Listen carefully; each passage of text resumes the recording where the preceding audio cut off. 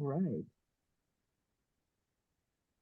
And just going to share my screen with you all, and we will start. Ken.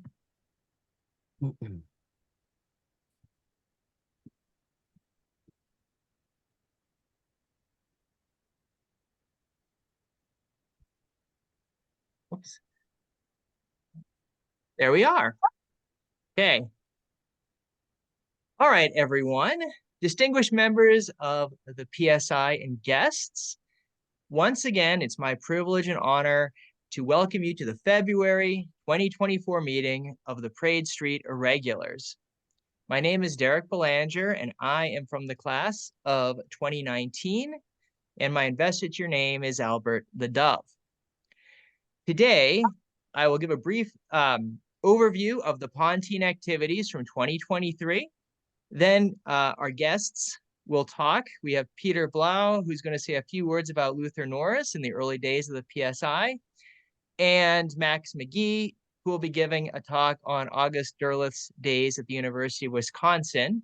And I understand, Max, you're actually going to show us some give us a little historical tour. I was going to, Derrick, but the timing just didn't work out. I am not going to be able to do that one today, but I would love to at a different time. That is fine. We will be happy to fit you in at another date. That would be very fun. But we are still looking forward to your talk. And then we will move on to the highlight of this afternoon, which will be this year's investitures into the Praed Street Irregulars.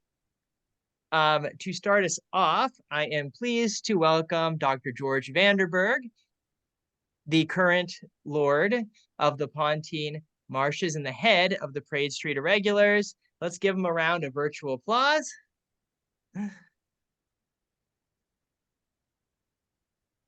Thank you for waving there, George. All right, so to start this meeting off, I wanted to give a quick roundup of our Pontine activities from 2023. First off, 2023 saw the first gathering of the PSI in person in the 21st century. That was held on January 6, 2023 at the Grand Central Oyster Bar in New York.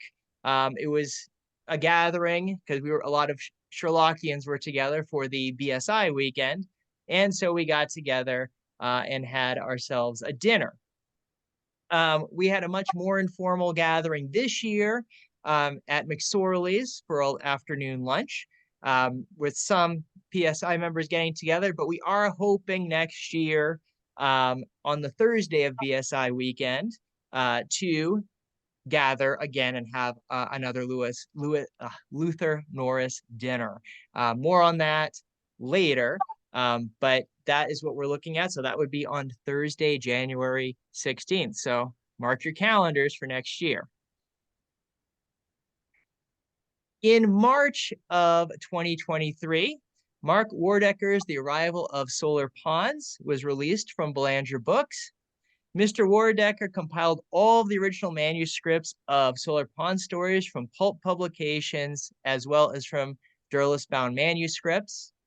And the book also includes extensive annotations by the editor. It's really an essential book if you're a Ponzian, and I highly recommend, if you do not have it yet, to reach out and get it, because it's a really well done collection. Then we come to the summer of 2023, which saw the first ever editions of the Pontine Canon published in India.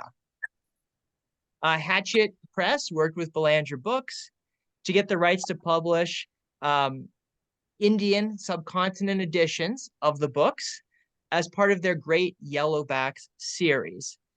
These books in their series pay tribute to important early mysteries and thrillers.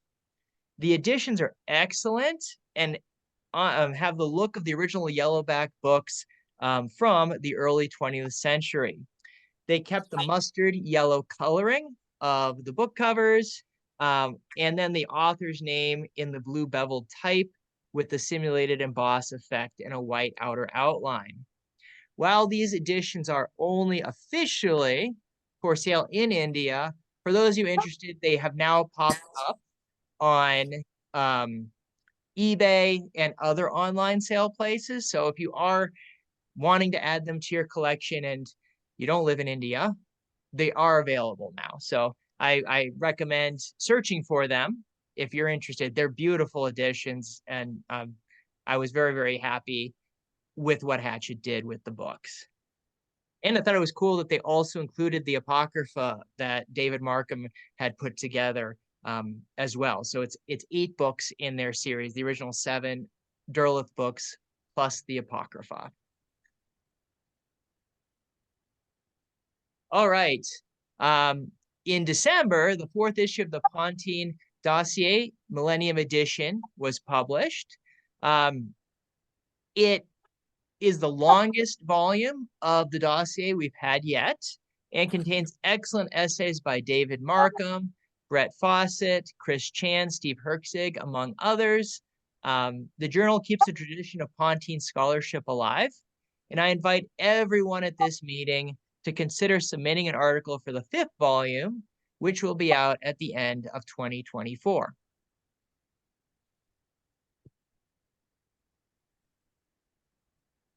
All right, online, the Solar Ponds Facebook group continues to thrive. It currently has 140 members. It was formed by Ralph Grasso and Wally Conger on July 6, 2022.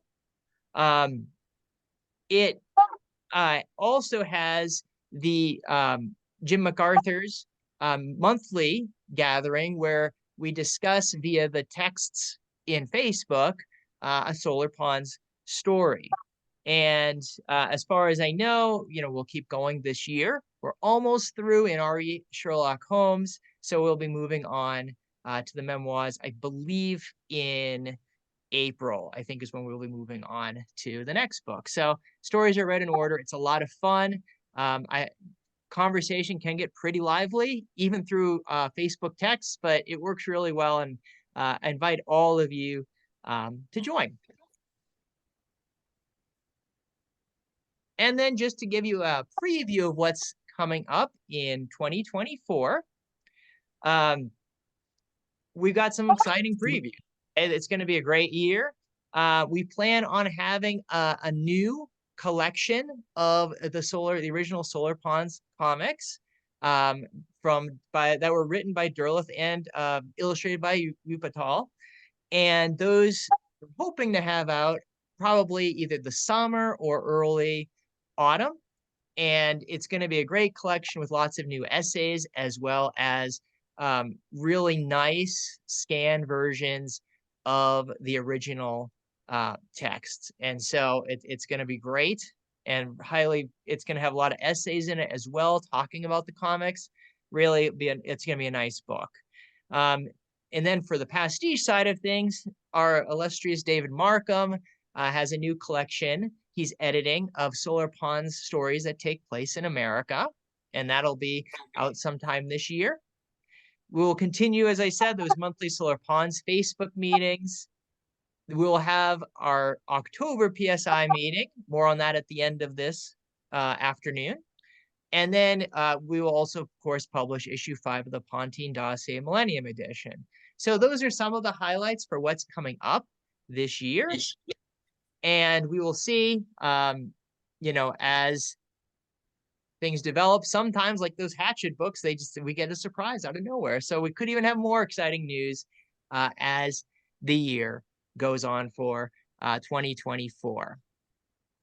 All right, does anybody have, I'll just stop sharing just for a second to see if anybody has any questions for me about 2024 or 2023. Hey. All right, I don't see any, and I didn't expect any. So that's all right, because now we get to some of the excitement for the day. We get to our first talk of the day or afternoon. And I would say that our speaker really needs no introduction. Peter E. Blau, or Black Peter in the Baker Street Irregulars, and the Broken Chessman in the Praed Street Irregulars, is a consulting geologist and freelance journalist who received his investiture from the BSI in 1959 and is now the BSI's Simpson or secretary. He revived the Red Circle of Washington in 1970 and for more than 50 years has edited and published a Sherlockian and Doylean newsletter, Scuttlebutt from the Spermaceti Press. He is a juggernaut, as you know, in the world of both Sherlock Holmes and Solar Ponds. And let's give a warm virtual welcome to the great Peter Blau. And Peter, would you like me to show the image of the compliments of the season right now? Absolutely, because I don't know how. I have it right here for you. I'm going to share my screen again just for a minute, and then I'll put you on full view. Okay. And This is going to be a picture of Luther Norris as a very young man. My souvenir is titled Debonair and Splendid. And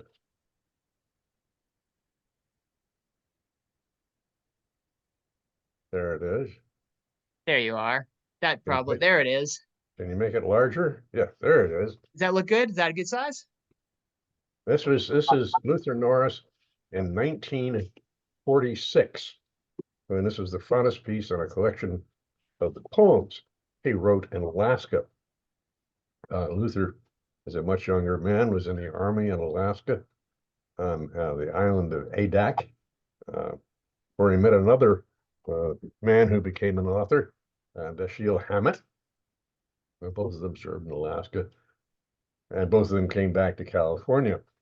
Hammett went on to be much more famous than Luther, but I think Luther had more fun with the world of Sherlock Holmes and Solar Ponds. As you all know, or you all should know, he created August Derleth created Solar Ponds as an homage to Sherlock Holmes, and Luther created the Praed Street Irregulars as an homage to the Baker Street Irregulars. And he awarded investitures. I was the broken chessman, and I can't remember the year that was awarded because I didn't keep accurate records of everything I did in those early days before computers. But I remember being in Los Angeles for an annual dinner of the Praed Street Irregulars. Luther had a wide circle of acquaintances. I was sitting next to Robert Blau, who wrote the book, Taste of the screenplay for the television series, Taste of Honey, and Mr. Mycroft story. And across the table from A. Van Lowe, a great name in the world of science fiction. And it was fun to see what Luther's wide acquaintance amongst writers and what have you in Los Angeles was. I arrived in Los Angeles once and wanted to call him and couldn't find his phone number in my little black book. And he wasn't in the telephone book in Los Angeles. And I finally remembered that I'd received a letter from him on the stationery of a hotel in Los Angeles. I called the hotel just to see if anybody knew him. And he answered because his mother owned the hotel and he worked there at the front desk. And I said to him, I said, you need to have your name in the phone book so people can find you. And he says, I'll get tired of getting these junk phone calls, etc. And so I have an unlisted number. I said, yeah, but you pay extra for an unlisted number. And he said, of course. And I said, all you have to do is list yourself under some other name. So when you get a call and they ask for the other name, you'll know it's just a junk call. And he listed himself in the phone book as Solar Ponds, figuring that anybody visiting visiting Los Angeles who wanted to find him would know to look in the phone book for Solar Ponds. And he was a treasure. If you read the old Pontine dossier, he knew a lot of weird and wonderful people, and it's great to see the society remembering him today with your Facebook page and your websites and things. I don't know who's in charge of the Facebook group, but Derek, you certainly ought to do something to be the mastermind behind it. That's all I have to say, but I'll be happy to answer questions. Excellent. Let me stop sharing so everybody can see hands if anyone has questions for Peter. I know I do. Okay.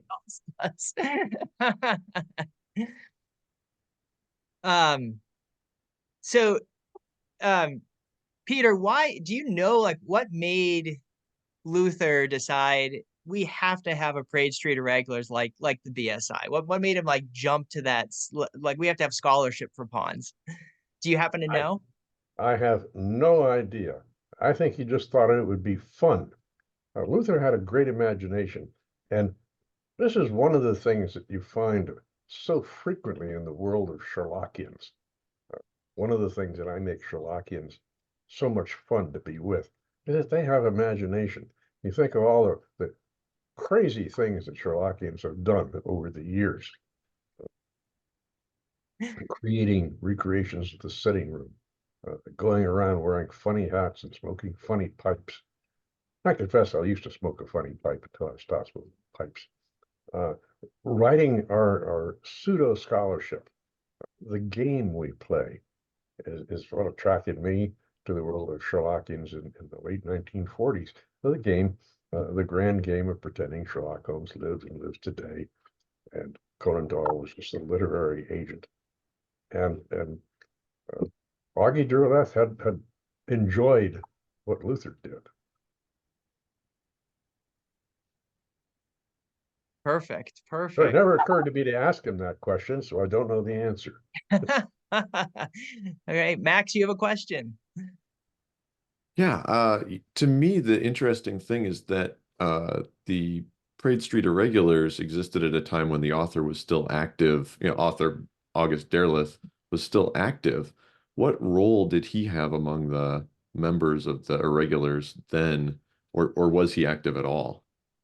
Not active that I know of. He certainly was pleased.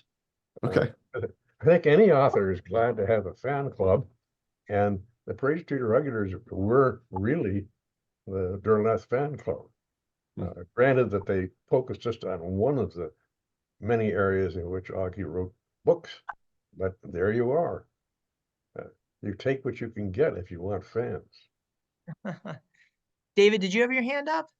I was just going to make a comment that if you look in the old dossiers from the 60s and 70s, Derleth actually contributed to some of those.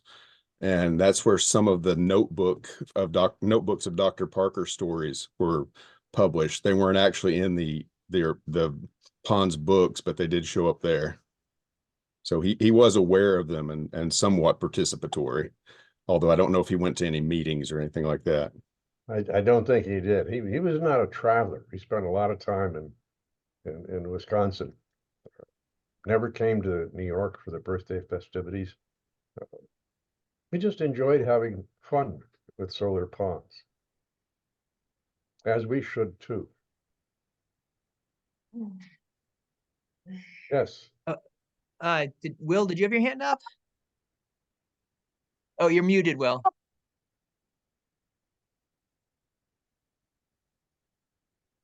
Can you hear me now? Yes, thank you. Great. Okay, Peter, I don't know if you remember me, but I started a Sherlock Holmes Club in Erie in the 1970s. I not only remember you, but I just finished reading your third book, The Limehouse Text. And the reason I just I saw the review. This is the one. I saw the review in the latest book too that you sent. One book I in your appreciate series that I didn't have on my shelf. And I will tell everybody this is a great series about, it's an homage to the canon.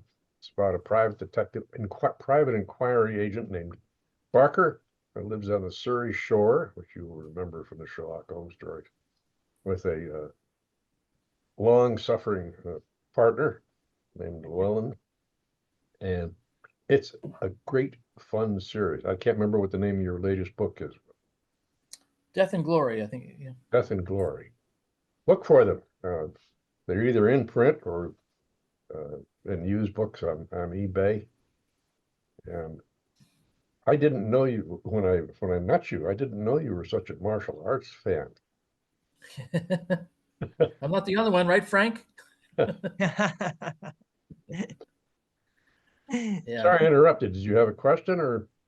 Oh, no, I just wanted to say if you know, back in this, like I said, 1979, I started a Sherlock Holmes club called the Pinpoint Pupils, and that was in Erie. And you were one of the people that really encouraged me. The other one being Luther Norris. And, you know, we went good big guns for like, I don't know, 3 years before the group finally kind of petered out. And I ended up moving back to Tulsa, where I am now with the Afghanistan Perceivers. But I still see your reviews come by every now and then, and I'm just like, yay, Peter.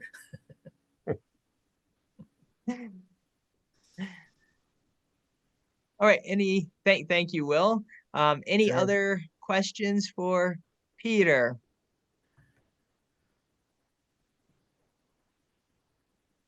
I guess one last question for me, Peter, would just be what made you decide to put that image in the 2013 compliments of the season that you do for the BSI dinner packet? Yes, I was going to say you're welcome to put it in the Praed Street dossier, the new series, if you want.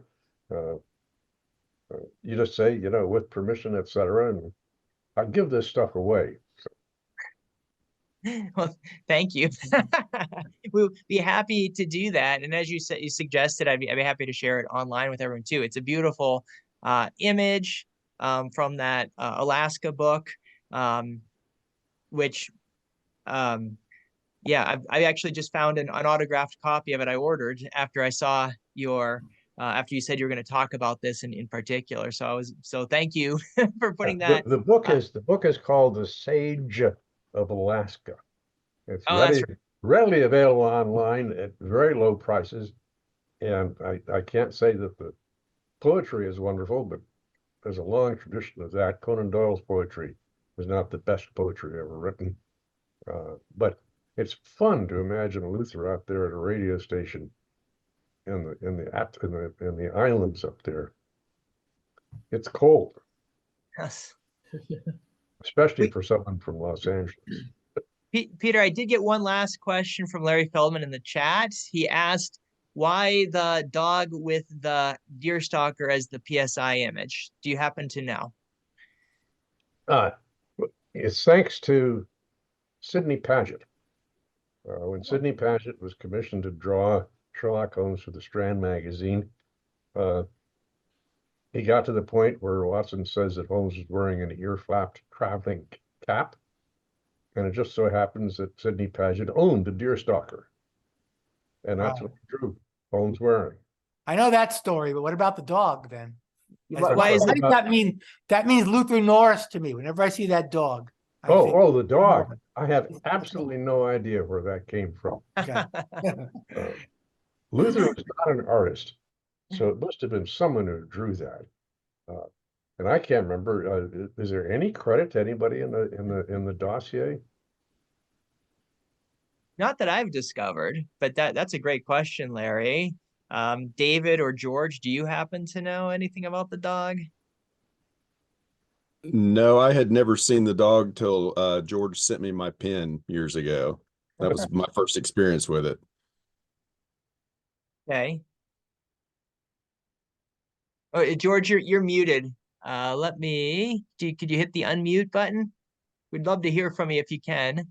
Hey, George. Okay, I got my pen from Dave Gallerstein when he stepped away from the interest originally.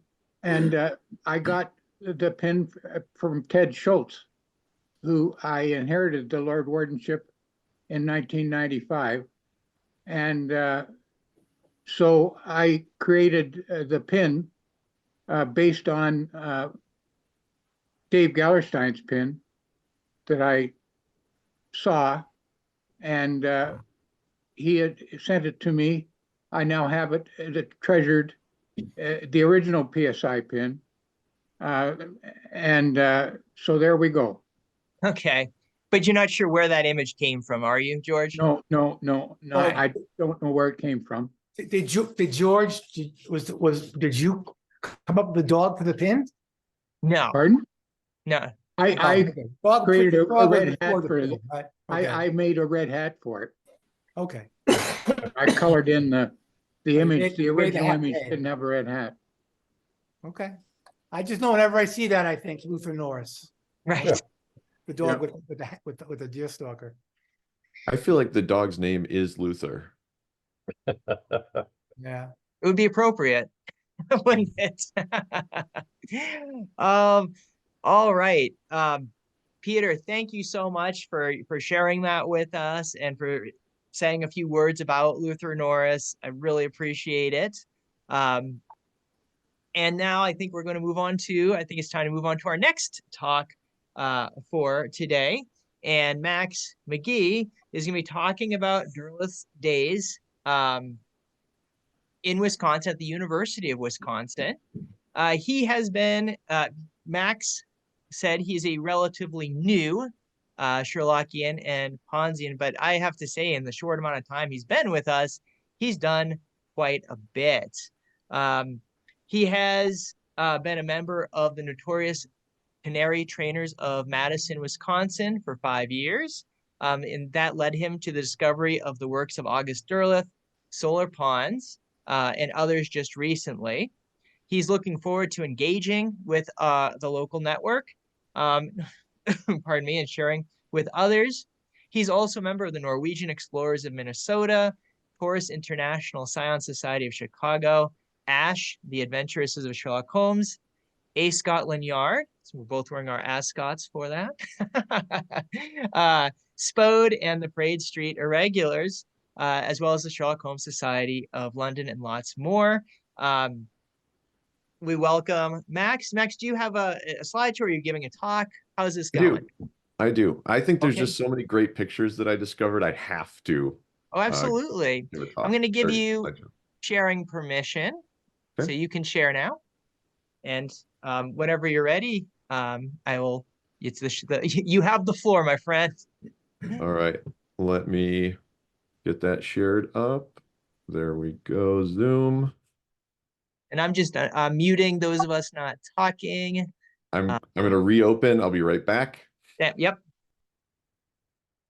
We know how that works.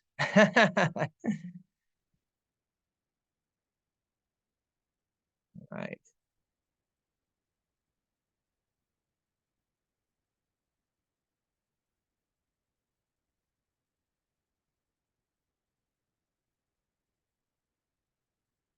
I'm not sure if he did a magic trick. He disappeared. We'll see. Oh, there he is. He's back.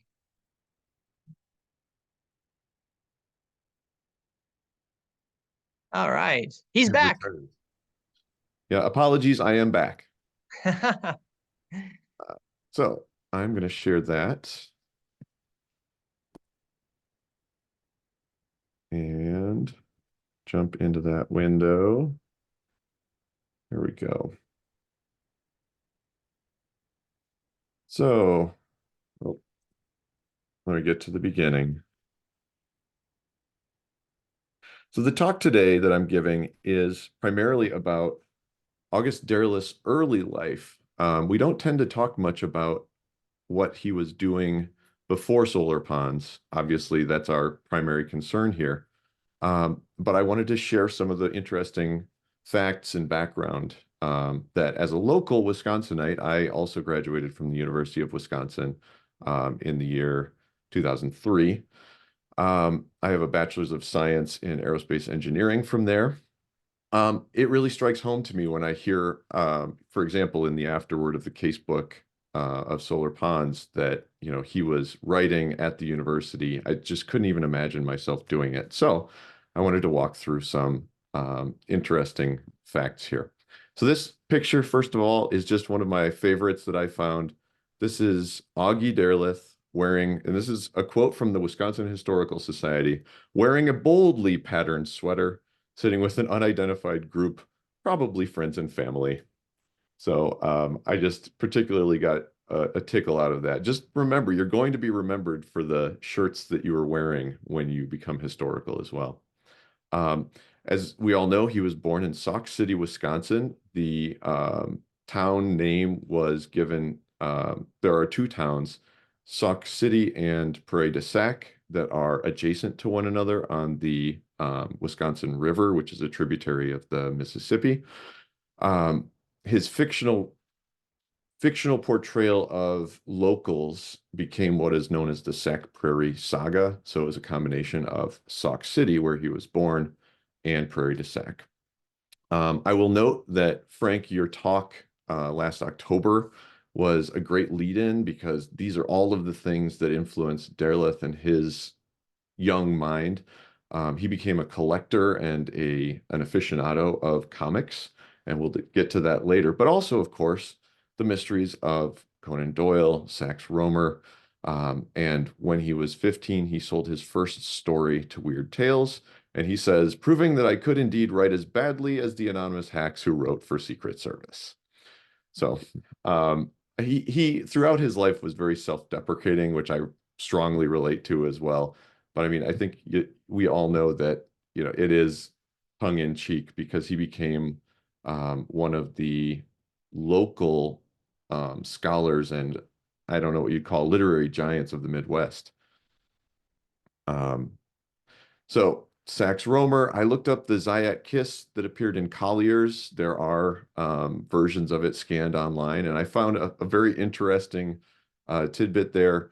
That advertisement for Parker Pens, if you know fountain pens, you know Parker Pen is a big name still in fountain pens and other pens. That is a Wisconsin company as well. And so there are all of these Wisconsin connections pinging around here. But the Zayat Kiss was one of the earliest ones that Derleth may have seen in Wisconsin. Collier's was delivered to Wisconsin. This is the Parker Pen Company in 1920. This is the factory that still exists in Janesville, Wisconsin. So Derleth did attend the University of Wisconsin, as I mentioned, from 1927 to 1930. He received a BA in English in 1930. That is his handsome, I'm going to say his senior portrait. You know, back in those days, you would have a photograph made generally, you know, your senior year. This has become a tradition in the United States, for those of you who are not locals, in high school now. But in those days, it was in college, because a lot of high schoolers wouldn't have been able to afford the photography fee. He had a long connection to the University of Wisconsin. In 1940, he became a visiting lecturer in the School of Journalism. I listened to a very interesting audio discussion of his influence on one journalism student, who said that he had applied multiple times to magazines, Collier's, The Atlantic, etc., with sort of serial novels, and gotten rejected each time. And Derleth's advice to him was, well, be practical. They're looking for one, maybe two stories an issue for publication in their magazine, but they're also looking for feature columns. And so this journalist, who received advice from Derleth, went on to become a very successful feature writer. I believe his name was Joe Byrne. I'm probably getting that wrong, but I can link to anybody who has interest in that. It's a very interesting perspective as a student of journalism, receiving their advice from Derleth. He wrote throughout his 4 years at the university. This is his own description of his time there. Helen Constance White was the sympathetic guide throughout that time. He became an editor, an associate editor with Mystic Magazine, which was then in Minneapolis, published by Fawcett Publications, which I found very interesting. If you think about it, he was doing that in 1930 while he was a senior, or briefly after. And the travel between Minneapolis and Madison, although wasn't necessary to travel, I'm sure there were times. And I went on to explore a little bit of that later. But I wanted to give people context. This, I don't know if you can see my pointer. Okay, so Sauk City, rather, is on the west side, and so is Prairie du Sac, on the west side of the Wisconsin River here. This is Highway 12, Lake Mendota, Lake Monona bound Madison. The campus is approximately on the south side of Lake Mendota here. And so it's about 60 miles to Sauk City. I think that's actually a little bit long. It's less than that. It's about 40 miles to Sauk City from Madison, from the campus of Madison. And so not a terrible commute if you wanted to, drive there from Sauk City. However, it would have been his first experience outside of his local environs. Just for those of you who are not locals, this pink area is Wisconsin. This is Minnesota. This is St. Paul. This is Madison. Sauk City is approximately here. New York, here. Chicago, here. Los Angeles, around here. All right. So this is a 1920 Wisconsin state highway map. The reason this is important is you got to remember that commuting in those days was much more difficult. The automobile had only been invented 20 years prior or so, or mass produced 20 years prior. So the means of transportation between Madison and St. Paul, which is where Mystic magazine was published. You can see the Fu Manchu influence here. Yeah, so Sauk City is 25 miles. That's what I was referring to. I didn't catch it on the other slide. And that's about this. To St. Paul, that's about 250 miles. And by car at that time, there's a great chance that you wouldn't have made it. So to St. Paul, it was only about 4 hours by train. And so there was what was called the Chicago, Milwaukee, St. Paul, and Pacific that would go from Chicago all the way out to Tacoma, Washington. This was later, this was 1938. But, the fees ranged from, a few dollars to 20 or 40, depending on how much you wanted to spend on your luxury accommodations. But I found it very interesting. If you think about being an editor in St. Paul, your senior year of college, there's going to be some travel. Well, later in 1948, he actually wrote about his experiences on the Milwaukee Road in a book called The Milwaukee Road, Its First 100 Years, a trade publication in Milwaukee called Milwaukee Magazine. Featured an article about this publication. It was glowing, of course. Any press is good press for them, but it also featured poetry and stories of his own experiences riding that train, which in many cases would have been to St. Paul. So when he graduated, let me just go back one slide or a couple slides. Mystic Magazine folded in 1931, but it was on its way out. There were a number of factors of that, but August Derleth actually wrote for other publications, which we'll get to, and was published quite frequently by Hersey or a variety of magazines under, I believe it was Henry Hersey, the editor. His works folded in 1929 due to the Great Depression and the economic turmoil. And so Derleth almost hat in hand went back home to Sauk City, moved back in with his parents, and continued to write. But while he did so, he worked for a canning company in Sauk City, which Sauk City peas and corn, they always satisfy. So no shame there. But it's not what we know his, I think of him as a towering author, but it was not without road bumps or bumps in the road. But I think that probably 1938 was the year that everything turned around for him.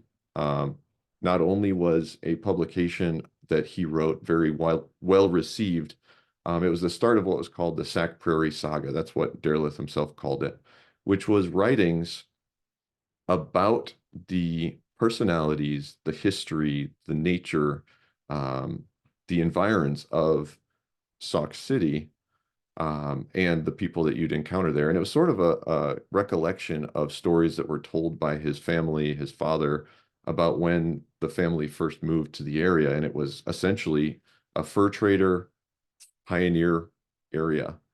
In 1938, with some of that writing already done, in fact, Place of Hawks, I believe, was written around that time.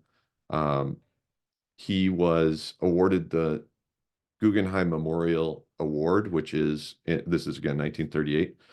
It is awarded for excellence and to encourage younger writers to continue to write. In this particular case, it was to be used to travel, I believe, to Europe. And we'll talk about that in a bit. But it was made because not everyone has the resources to be a writer full time. But I think that really accelerated his productivity and allowed him to become an author and a publisher full time. So that Sac Prairie Saga, as I mentioned, was written from the 1940s. He was very prolific in the 40s, but it continued to be published until 1970, a year before Derleth would succumb to a heart attack and die. So Helen Constance White, which was mentioned earlier by Derleth in his article of her guidance while he was a writer at the University of Wisconsin, is actually quite a well-known name in Wisconsin. And Sinclair Lewis is possibly the greatest writer to come from Minnesota. And so Sinclair Lewis writing for August Derleth was essentially helping another Midwestern writer who wrote about the people and the places in the Midwest, in Wisconsin, and in Lewis's case, Minnesota. And so I think it's very poetic. Sinclair Lewis is the first American to win a Nobel Prize for Literature, by the way, if we didn't know that. So Helen C. White, this is a name that jumped out at me because, for one, this building here is the University of Wisconsin's library. It's their Center for Library Science, for Information Science, I believe they call it now. They were some of the first digital librarians. The University of Minnesota developed a tool called Gopher in the early age of the internet for doing library searches, etc. So Wisconsin was at the vanguard as well. But Helen C. White was called the Purple Goddess, which is why I use this colorized photo, because in black and white, you can't get a feel for it. But she was an eminent scholar and one of the pioneers in women's letters and science. She became the English department chair at the University of Wisconsin, the first woman to become a full professor. She was just an outstanding scholar and academic. And so it is not surprising that Derleth was influenced by her. If I recall correctly, she just said, "Write," and he did. So this is the Place of Hawks. We probably have all heard of it. I hope. It's Derleth's house that he had custom built for himself in Sauk City. It is one of the things that he used his Guggenheim Fellowship for, by the way, was getting his comic collection bound and collected into hardcover. And I think that's amazing. So my plan today was actually to go to the University of Wisconsin Historical Society and pull from the stacks some of his bound comics and just show everyone. But that is for another time. I think we all care a lot about solar ponds in this group. As far as August Derleth goes, I haven't mentioned it, but Derleth today is known as the publisher and the keeper of the flame, so to speak, with weird horror. So H.P. Lovecraft and others, including his own contribution to the Cthulhu mythos. That's what he's known for, I would say, most in today's age, which is very interesting because it was almost a side pursuit for him during his lifetime. But as a Sherlockian and a Ponzian, his name comes up more often when we talk about solar ponds than anything else in my experience. In 1928, this is my connection here. In 1928, at age 19, he wrote to Conan Doyle saying, if you're not going to write them, may I? Well, I find it, I've heard the story. I don't know if this is true or apocryphal, that Doyle didn't even bother to use stationery to write back to him. He just flipped the page over, wrote essentially no, and get out of my face, and sent the letter back to him. It didn't stop him though. And when he received that letter, he said, well, I can't use the name Sherlock Holmes, but he wrote on his calendar, in re Sherlock Holmes.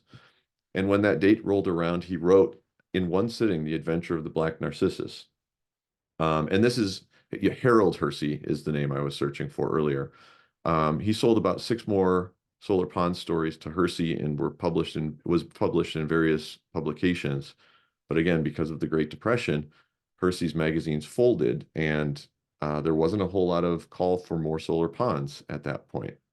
In 1944, Ellery Queen, in the form of Frederick Dene, was putting together, editing, and putting together a collection of Sherlockian homages, pastiches, what have you, in the misadventures. I'm sure you all know much more about this than I do, but I thought it was interesting that when that was published, Derleth's fire, his passion for solar ponds, was rekindled, and he decided he had to write 7 more stories, and he did so in a year, and was published in 1945 as In Re Sherlock Holmes. And for that, he created a new imprint of his Arkham Press. He had already been publishing Arkham stories for both H.P. Lovecraft and many other authors, but as well as his own. But the Mycroft and Moran, he was able to typeset it himself, of course, and I found it interesting that he used the Baskerville font, one of our favorite fonts if you've been in the game for a while. So in 1928, when he wrote that letter to Conan Doyle, and he wrote this in the afterword for the casebook of Solar Ponds, he was living at 823 West Johnson Street. And that address actually rang a bell for me. Looking back at some maps, these are the Sanborn fire insurance maps. This one was from 1908, but it's very similar. That address, 823 West Johnson Street, is no longer in existence. This reminds me so much of 221 Baker Street, by the way. I just had to throw that out there. But that address is no longer in existence, and I did not find any evidence in the 1928 or 1930 city directories of Madison that he was recorded as having lived at that address. It was most likely a room that was let, or a boarding, some sort of apartments. This is very common in the campus of the University of Wisconsin, even to this day. But my connection is that is where Celery Residence Hall was built in the 1960s. And this is where I stayed my freshman year, when I would have been approximately the same age as August Derleth. So I actually lived at the same address as Derleth at the same age when he decided to write his great Solar Ponds works. So that's where I lived. That's also approximately the place on the map. So that was a fun connection to make. We were a few years apart, something like 70 years apart, but that I still claim it, soul brothers. So the Place of Hawks I found very interesting as well. This is the house that Red Book built.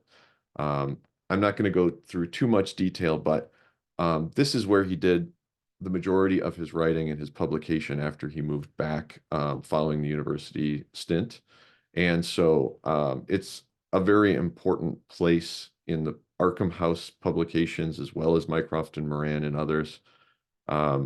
Mostly, I'm just doing a survey of some of the great photos that I found. Many of you probably have seen some of them.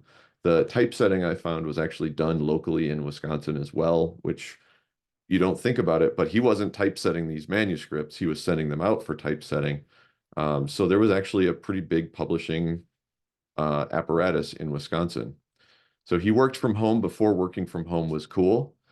This is his office and reference library as well. Most of the pictures that I have ever seen of Derleth are in this very room. This is so some of these have very odd titles because that's what the historical societies call them, August and Friends. I do believe this is at Place of Hawks, though it doesn't specify. This is August, Sandy, and April. April was born, his daughter was born in 1954. He had a son as well. Walden William, I believe, was his son's name. And then I just love these. This was August and Admirers. And so these are pictures of him in his natural surroundings. Wisconsin has temperate and beautiful summers, which is one of the reasons I moved back. But I believe that's the end of my slide deck. And so if you have any questions about these, I may not be able to answer them as well as others on this call, but I just wanted to share some of those fun photos that I've uncovered as I was looking through the archives. All right, Max, could you stop your there you go. Thank you. Questions for Max, and I'm sure at least some of you guys. Oh, John has a question. His hand is up. Go for it, John. Thank you. Great presentation, Max. Is Derleth's house still standing? It is. The Place of Hawks, I believe, is a historical landmark now, or some sort of great. conservation. You know if you can tour Derek, it? you've been, right? And George, I know you've been several. No, you haven't? George, you've been several times. Yes, I have. And I visited his grave. He's buried across the street from where he lived. And the original home before he built Place of Hawks is now a Walgreens drugstore. Oh, wow. Is it in the same building? No, it's the Walgreens drugstore moved to town and purchased the property. And that was, I understand that was where he was born and raised. And then he built Place of Hawks and Red Book built it. That's right. Yeah. And Peter? Peter's? We're live. Okay, I was fascinated to hear about the Parker Pen Company. Because in 1930, they published an advertisement proclaiming that Conan Doyle had written to them saying that he used the Parker pen in his writings. And I'm sure that Augie Derleth used a Parker pen. Has anybody ever, tracked down his what he had? Did he use a Parker pen? Derleth or Conan Doyle? Derleth. Derleth. I don't think so. I will tell you, as a Wisconsinite, Parker pens are a fixture of our society. Not, that's too grandiose. It is tradition for graduating seniors of college now to be given a Parker pen, a silver Parker pen, and it has the arrow. And so seeing one in your pocket is a sign of status. It used to be very common, but nowadays most scholars don't even know how to write with a pen. So I would think maybe a Parker mini computer would be more appropriate. I'd also recommend the August Derleth Society. They have a website. They're in Sauk City. They do a lot of work there to preserve Augie's home and other things. And they've got a great newsletter. But the one thing you mentioned about his writing to Conan Doyle, after he got the letter saying, no, don't write any more stories, he wrote back asking if he sent a book of the Sherlock Holmes stories to Conan Doyle. Would Conan Doyle sign it for him? And Conan Doyle took Derleth's letter and wrote across the top of it, no, but I'd be happy to sign any books purchased from my psychic bookstore. And lo and behold, Derleth wrote and bought a copy of the John Murray edition of the short stories, and Conan Doyle inscribed it, and I'm happy to have that in my collection. Wow. That's Wow. amazing. Oh, that is I have amazing. a copy of the long stories and I got it from April and it was on his library in Sauk City. Wow. Was it signed by Conan Doyle? No, but it has his book plate in it. It has his business card in it. Does it have return to sender written on the cover? No, that was for his letter. And that's in the State Historical Society too. Oh, Under D, not under, it's under a D folder. Okay. Derek? Mhm. Yes, Jerry? I have a couple of original Frank U. Patel Solar Ponds drawings in the collection. Wow. I got them years and years ago. You'll have to share them with us. Make some pictures of them, Jerry, and share them. I would love. Remind me, I will do that. We will do that. I will do that. I'll Believe me. email them to you. Thank Let me you. also, before I sign off and say thank you to everyone who's listened and participated, I would also be a happy tour guide, you know, a local reference. If people need to, you know, make plans or arrangements, let me know. I'm happy to facilitate. Although, as I said, I think, George, you know much more about Sauk City than I do. And so, you know, we should team Well, up. Yeah, we plan to. Yeah.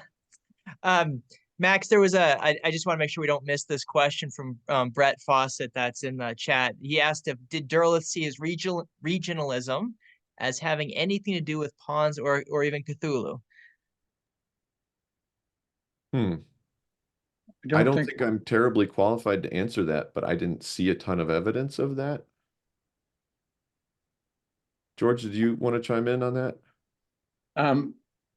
I don't know of any direct references either, but Derleth was a multifaceted author. Yeah, to me, the interesting thing is there's not a whole lot of supernatural or horror that you get from the Pawn stories at all. You know, there's scene setting, much like Doyle, where, you know, you suspect supernatural, you know, spectral hounds, for example. But, you know, there isn't, ghosts need not apply, right? And yet Doyle was also deeply spiritual. He was deeply a deep believer in the afterlife and communication, but it doesn't show up in the stories. And so there's another similarity or parallel in that aspect, it seems. Max, I'm curious to know what, like, with those bound comics, how of Derleth's, like, is it easy access to them, or do you need permission to see them? No, as a matter of fact, I made an appointment today to visit with them. And my plan was to take my cell phone and, you know, start up the share and show you all the collection. Well, they have to like load it onto a trolley, bring it from the, you know, temperature controlled stacks. I had a wonderful time, you know, throughout this process visiting the Wisconsin Historical Society. This is not an up-to-date image, but it is the Wisconsin Historical Society. The stacks are actually, let's see, through these arches back here, and they're still there in the very same spot. You go down 3 floors, you have to go up 2 floors, then down 3 floors, and you can get to all of their reference stacks. But then the reading room is up on the 4th floor, and you can access all of it, but you have to make a special appointment. It's, you know, it's a process that I'm familiar with only because of the Newberry has a very similar archival policy. You make a reservation, you can request things. If you do it in advance, it's much easier to get what you need. There were a couple of manuscript boxes that were not available online. I had to call and make an appointment to get access to those. So like the manuscripts themselves may have a little tighter security, but the librarian didn't seem to know why they weren't accessible online, so, or requestable online. Right. Some of the manuscripts have been just recently opened because they've been sealed for 50 years. There are some After that his death. say they will be available in 2038 still. Wow. Wow. All right.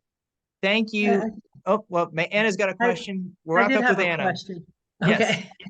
Okay. Well, many years back, I attended H.P. Lovecraft conference in Providence, and that's really where solar ponds and even August Derleth first came to my attention. I was just wondering now, is PSI involved at all with that conference? I think it happens every 2 years. Not sure where they are in the cycle, but just wondering. I don't know the answer to that. We are not because that conference really does focus on the weird fiction, and we focus on the mystery fiction. So yeah, though they did have some solar ponds there when I do recall that. So there was at least a small presence of it. I thought it was a fabulous conference. So I think consider. Well, I also learned that Arkham is the name that H.P. Lovecraft gave to Salem, Massachusetts, or was writing about Salem, Massachusetts. And I never knew that. My earliest familiarity, like many of us probably, was from Batman, that Arkham Asylum.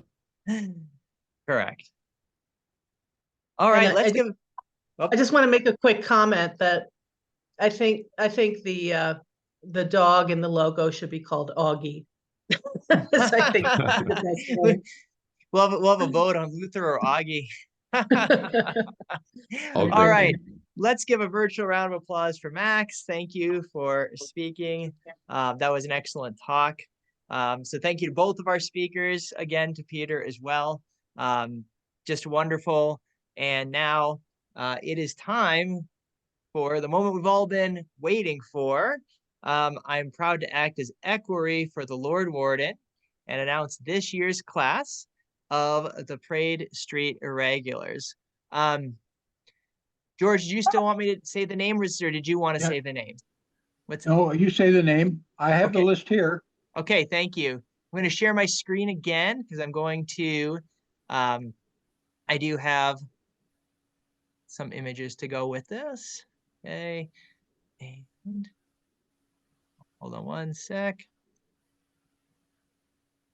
And here we are. All right. Our first investiture of the afternoon is Anna Behrens. Anna put on a Sherlock Holmes week of activities in at the Keene, New Hampshire Public Library in 2022. While most of the activities were Pon's illustrious predecessor, a series of short plays were performed, which included a live version of The Adventure of the Late Mr. Havisham. This performance, which is available to be viewed at the Edge Theater Company's website, introduced a new generation of young viewers to the world of solar ponds. Anna is also a talented writer, and we thought it appropriate to grant her the investiture name of The Swansea Mystery. This title was featured as an untold tale in Faversham and represents all the untold stories Anna has yet to write. Congratulations, Anna. Thank you very much. And you may or may not know this, Derek, but the school district where I work is located in Swansea, New Hampshire. So that's right. How perfect. Perfect. Thank you very much. I'm very honored. You're welcome. And I will let everybody, all investitures, a chance to say a few words at the end. Our next investiture actually ties right in with Anna, and that is Catherine Behrens. So Catherine was the scriptwriter for The Adventure of the Late Mr. Faversham. Her excellent retelling of the tale was also featured as a bonus piece in the book, The Novellas of Solar Ponds. Since Catherine brought the world of solar ponds to life through the Faversham story, we felt the title of Slade Street, the location of the house where Faversham seemed to vanish from, would be an appropriate title for her. So congratulations to Catherine. Our next investiture for today is Brett Fawcett. Brett has written several essays and stories on solar ponds. In the latest issue of the Pontine dossier in particular, Brett makes a compelling case for how Derleth's Catholicism significantly impacted his writing in the essay, How August Derleth's Pontine Canon Baptized the Pulp Universe. Brett, from your wonderful writing as well as your own Catholic faith, we thought it appropriate to give you the title of Teal Murchison. Mr. Murchison was the name of the charitable Roman Catholic publisher of religious books featured in The Adventure of the Purloined Praed. So that's why we thought that would be a perfect title for you, Brett, and congratulations to Brett.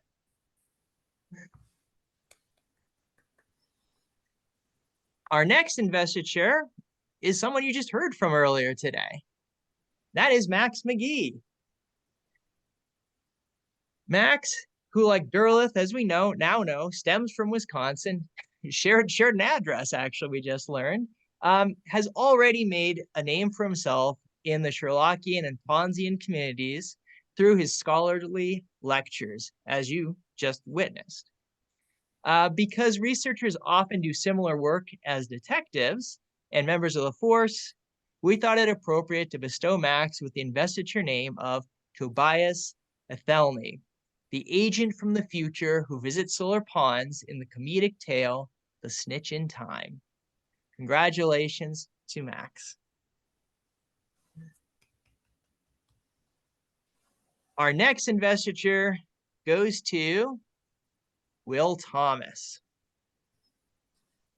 Will is most famous, as you know, and from Peter's nice chat with him, from the best-selling Barker and Llewellyn series.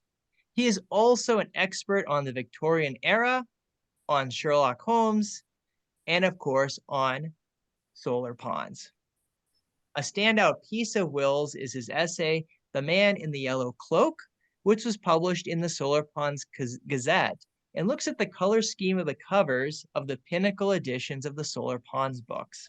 And it's excellent. If you have a chance, you could Google that because it is available online. Will, because of your character Harm the Dog, we thought it appropriate to bestow you with the investiture title of the Cloverdale Kennels. Congratulations to Will. And now we come to our final investiture of the afternoon, and this is a rather special one. At the 2023 Luther Norris dinner, I had the honor of sitting with Frank and Gail Schildener. Gail was delightful to talk with, as was her husband, as we all know. And our conversation went from martial arts to solar ponds to the streets of New York, and of course, to Golden Age fiction in general. Sadly, Gail passed away last year before we could bestow her the honor of her investiture. Because of her work as a martial arts teacher and to her students a master, we felt it appropriate to bestow Gail with the investiture title of the Station Master. And we're honored to have Frank here to accept that investiture on her behalf. Congratulations to Gail.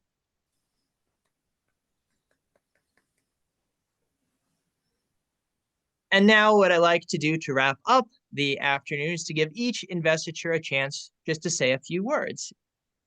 And Anna, would you like to say anything on behalf of yourself or on behalf of Catherine? Catherine could not be here. She's being a snowbird and visiting Florida at the moment. But Anna could accept for her, so. Yes, I'll gladly accept for her. She happens to be my mother-in-law too. So yeah, unfortunately she's in Florida now, but I know she'd be very thrilled and honored. And so thank you very much. And we will be giving you, and we will be sending you and her your investiture certificate. So she will get her investiture. Okay. All right. Thank you. All right. Brett, would you like to say a few words? Oh, Brett, you're muted. Can you hear me? We can, thank you. I won't talk long because my baby son is asleep in my arms. Okay. Been there. I know what that's like. I'm glad to hear. But, I'm really honored, and I am so grateful to have a community to talk with these things about. And I'm so grateful for the Pontine dossier, and that I was able to get one more essay in just under the wire for it. And I have many more ideas. It may become a book because it may be too many for the Pontine dossier. But I appreciate you allowing me to talk about controversial parts of Derleth and controversial suggestions. I have a controversial suggestion about the man with the broken face that I'm saving. Maybe that death at the end was not an accident. But anyways, it's great to have an outlet with such a wonderful community. And I'm really honored to be accepted into these ranks, and especially today, hearing the history, the tradition that I'm joining into, right? It's a really humbling thing. Oh, and something else I'm honored to report is, for those of you who are Cthulhu mythos people as well, I've introduced John Hafley to the Pontine dossier, and he'll be updating his edition of A Look Behind the Derleth Mythos, and he will be quoting from it. Wow. So he'll be quoting my paper that you mentioned. And he's alive to us now. So yeah, exciting times to be a part of this group. So thank you so much. I'm very honored. Thank you, Brett. We're honored to have you join us. All right, next, Max, would you like to say a few words? Sure. I just want to say thank you for all welcoming and accepting me. As I mentioned in the biography, I'm still new to this, but I love learning and I love hearing the passion that you all have for the stories, for its author, for the founding members. It's just fabulous to be a part of this, and I really appreciate the nomination and acceptance. I will work hard to earn my place here. I think you've already earned it, my friend, but thank you very much. Frank, did you want to say a few words on behalf of Gail, or are you up for that? I just want to say very much thank you. I'm very moved on her behalf. Losing Gail was rough, but moments like this make it a little easier every day. So thank you, everybody, for your care. And when the investiture comes out, I intend to make everybody on Facebook see it as often as possible. Thank you. Thank you very much, Frank. She was a wonderful woman and is a wonderful woman, and it was an honor to have dinner with you both that evening, and just to have her as part of this community. All right, everyone. That concludes this afternoon's meeting. We congratulate. What's that? You Oh, I'm forgot sorry, Will. Will, my apologies. I skipped you. That's a huge faux pas. My apologies, sir. Go ahead, Will. I just am happy to meet so many people that I have corresponded with for years, including you, Derrick, and you, David, Frank, for a long time, and even Ralph Grasso. I first met in 2002 when I started the Bartitsu website that's been going on all these years.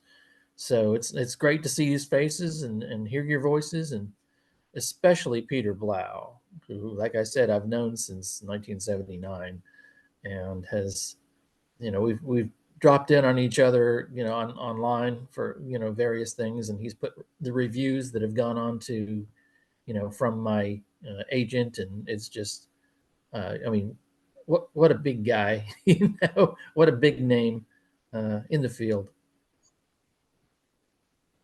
Well, thank you, Will, and we're honored to have you as a member. So thank you.